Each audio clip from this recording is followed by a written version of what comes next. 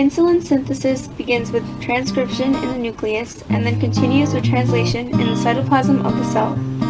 When an mRNA strand attaches to the ribosome and tRNA, it is translated into a precursor known as preproinsulin, which contains a signal peptide attached to the N-terminus. Proinsulin is formed when preproinsulin is inserted into the endoplasmic reticulum, and a signal peptidase cuts the signal peptide from the preproinsulin. The proinsulin folds 3 disulfide bonds with the help of chaperone proteins.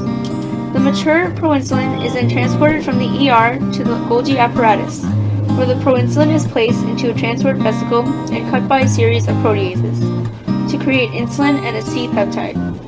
They are both stored in the secretory granules. Glucose metabolism plays a role by increasing the proinsulin mRNA levels. When high levels of glucose are detected by the beta cells, insulin is released from the islets of Langerhans located in the pancreas. The insulin then binds to the alpha subunits of the tyrosine receptor kinase in a muscle, fat, or brain cell. The alpha and beta subunits provide a binding site for the insulin, allowing the alpha subunit to close and the beta subunit to dimerize. Cross-phosphorylation occurs.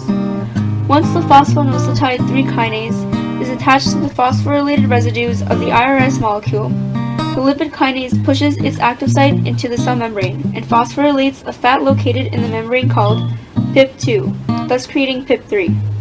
PIP3 then activates the kinase PDK1, which then activates AKT.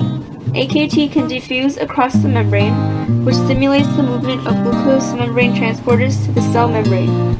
A few risk factors of diabetes are high blood sugar, age, family history, being overweight, and poor eating habits. Unlike type 1 diabetes, type 2 diabetes can occur at any age, more commonly seen in adults. Making smarter food choices and taking part in physical activity can lower your risk of having type 2 diabetes.